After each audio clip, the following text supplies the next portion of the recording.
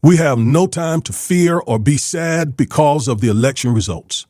We must start fighting now because Trump has already started implementing Project 2025, believe it or not, despite him lying about knowing that it even existed. All right, let's talk about this. Stay right here.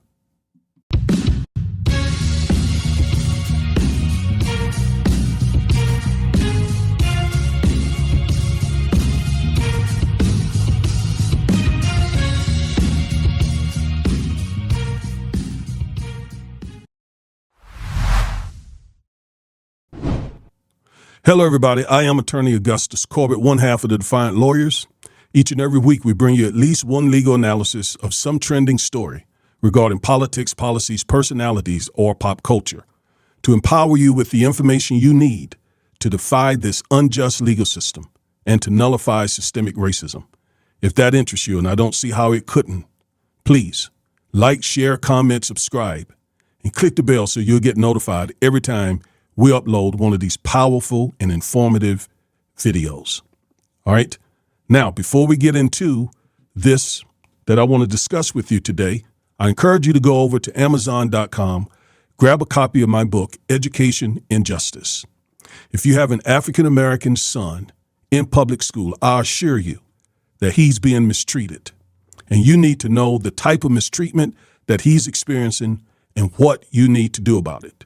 So go over there and grab a copy of my book so that you can get informed and become your son's strongest advocate.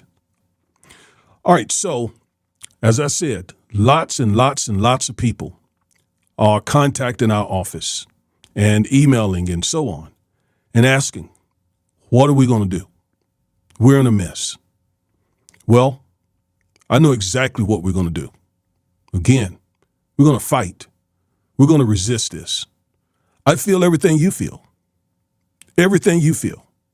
But I take that and I translate it, if you will, into a fighting mode, a resistance mode.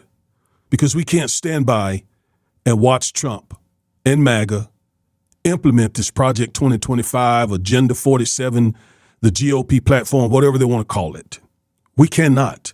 I have gone over and over and over Project 2025. I've spoken to many groups. I've done videos here on our channel, just warning people about where we are and what Project 2025 would be about if Trump ever got the opportunity to implement it.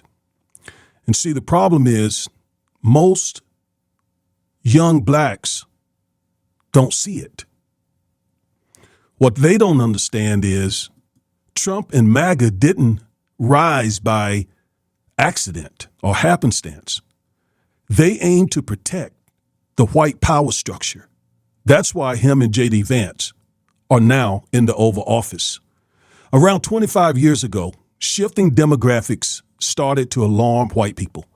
Pat Buchanan and others warned white Americans that if trends continued, the U.S. would become a majority country. That caused great concern. And they blamed the civil rights laws and movement for this change. And it fueled a fear of something known as the replacement theory. Now, I want you to hear video from a MAGA member, and you'll see precisely what I'm talking about. Let's watch that video. But I want to know how it is you voted for Donald Trump when you're so into facts, because his entire campaign is not based in facts. It was all based in propaganda and emotion. I voted for Donald Trump for one reason only. His policies, if implemented, would slow the dispossession of whites in the United States. If you were to deport all illegal immigrants, if you were to think very hard about letting in any Muslims, all of this would slow the rate at which whites are becoming a minority. Why are you so worried about the white dispossession of America? Because I want my people to survive. Is that so strange? We don't control China. We don't control any place where whites are not a majority. And if we become a minority, we will not control our own destiny anymore. Okay, there it is. And see, many young people, many young blacks, as I said, just don't know this history. They don't have this information. This makes them vulnerable to disinformation. Some even end up, as we saw, supporting MAGA unknowingly empowering a movement that will harm black communities. Obama's election intensified that white fear. Conservative leaders felt they needed swift action. With SCOTUS dominated by white supremacist ideologies, including Clarence Thomas, they dismantled civil rights protections. For example, and you've heard me say this and I'll keep saying it, in 2013, SCOTUS gutted the Voting Rights Act of 1965 in the Shelby County versus Holder case. This decision removed pre-clearance, which required states with histories of voter suppression to get DOJ pre-approval before they implemented changes to their voting laws. Without pre-clearance, states pushed through voter suppression laws unchecked. And since the Shelby County case, over 25 states have passed nearly 100 voter suppression laws targeting blacks and marginalized communities. These include strict ID laws, voter roll purges, and limits on mail-in voting. This is according to the Brennan Center for Justice. These laws make voting harder for us. And let me tell you this, Chief Justice John Roberts, who now leads SCOTUS, spent years weakening the Voting Rights Act. This was intentional. It was strategic. He spent his career doing this. Young black men without this history, again, they fall prey to GOP disinformation. They get distracted by the talk of the economy and immigration. And these are important issues, but they're secondary. The biggest threat to us is white supremacy and the radical MAGA movement. Now, here's another issue. The new black media adds to this problem. For over a decade, these voices spread lies that Democrats have done nothing for black people, that voting is a waste of time. They discourage young black people from voting, especially voting for Democrats. And the truth is much more complex than that. While flawed, Democrats have supported civil rights and protections for black communities. This disinformation, though, has left many young black people feeling disillusioned and detached. We also can't rely on, to be honest, white liberals in the Democratic Party. Trusting them doesn't give us control of our struggle. They don't face the threats we face as African Americans, so they're not going to take it as seriously. But here's how we take control of our political future. It's called impact voting. This is better than trying to start our own party, as some people suggest, because starting our own party is impracticable at this moment for a myriad of reasons, whereas impact voting is a better option. So why do I say that?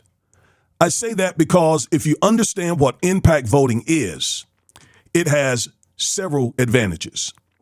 So first of all, impact voting is voting in overwhelming numbers for Democratic candidates that we choose, that we handpicked, our own people, our neighbors, who we know will fight for and protect our interests. This approach lets us control, not just influence, but control the Democratic Party from within. You may say, wait, we just did impact voting because an overwhelming majority of black men and women voted for Kamala. But here's why that's not impact voting.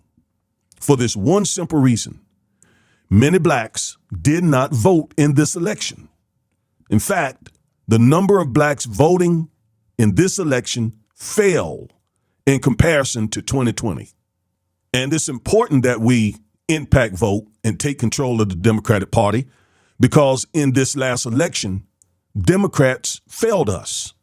They neglected key communities, key parts of the black community, and they badly ignored social media, allowing pro-black imposters to spread disinformation without any pushback to the next generation. Due to disinformation and a lack of understanding about white supremacy, some of these young black men helped Trump and MAGA take control of the government. They have supported a movement that will undermine our communities in many ways. This situation breaks my heart, but it's time to resist MAGA, wipe the tears away so that we can fight with everything we got. If we don't, we'll return to some of the same struggles our parents and grandparents faced decades ago. Trump and MAGA are already pushing Project 2025, as I told you.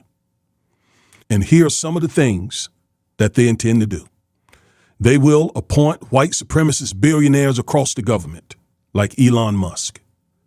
They will be deporting millions of Latinos. Trump will instruct the DOJ to prosecute his political enemies, like Jake Smith and Liz Cheney.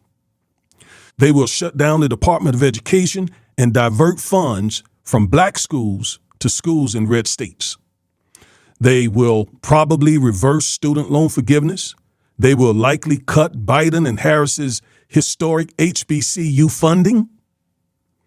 They have promised to appoint RFK Jr. to head HHS, probably with instructions to end the Affordable Care Act. Again, Elon Musk will likely lead the effort to fire thousands of federal workers, many of them black, and replacing them with MAGA loyalists. Trump said that he's going to impose tariffs on goods that are coming from other countries. Trump promised that he would deploy the National Guard to inner cities with orders to stop and frisk black people. All right? He's going to attempt to gut the Fair Housing Act. He tried that in his first administration but failed. He'll try it again. He will try to modify the 14th Amendment to eliminate birthright citizenship. We should fight that with everything. He will probably issue executive orders giving federal cops prosecution immunity. And then he'll use DOJ funds to push states to give their cops prosecutorial immunity. He will cut financial support to Ukraine, allowing Russia to claim victory. That's dangerous. He will place all federal agencies, including the Federal Reserve, under his direct control. I believe he's going to do that. He will likely pardon all January 6 prisoners. Of course, he's going to cut taxes for the ultra wealthy in this country, driving up the national debt. He's going to push to bring back the death penalty on a large scale. He may pull this country out of NATO. He will likely defund Head Start programs. He likely will end overtime pay. All right? All that is coming. All right? At least he promised it, and those things are talked about in Project 2025. Well, what are we going to do? Again, we're going to fight. But we need a strategy. So I have an announcement. Next Wednesday, November 13th, 2024, at 7:30 p.m. Central Standard Time, we're going to come on live. And here's what we're going to do. First, we plan to have several guests. We're trying to confirm them now. And we're going to take calls. And then we're going to unveil our plan to fight MAGA. Okay? We're going to show you what we're going to do. Now, keep this in mind. We're not going to go in a lot of detail because God knows who will be listening. And it's not wise on our part to show our hand. Okay? So I can't go in a lot of detail, but I will give you a bird's eye view of what we believe we can do to fight Trump and MAGA. Now, make sure you're here with us live next Wednesday, November 13th, 2024, at 7:30 p.m. Central Standard Time. All right, that's all I have for you right now. Stay encouraged. All hope is not gone. I have my faith and my confidence, first and foremost, in God. And then we got to get out and we got to put some works with our faith. We can defeat this. We can defeat it. All right? A lot of blacks made a huge mistake allowing this man to get back in office and implement this horrible agenda. So now we got to fight it. We got to try to prevent the implementation of a lot of this stuff. Okay, so I'm Attorney Augustus Corbett, one half of the Defiant Lawyers. This is the content that we're going to continue to bring you on a regular basis. All right? So, until the next time, peace.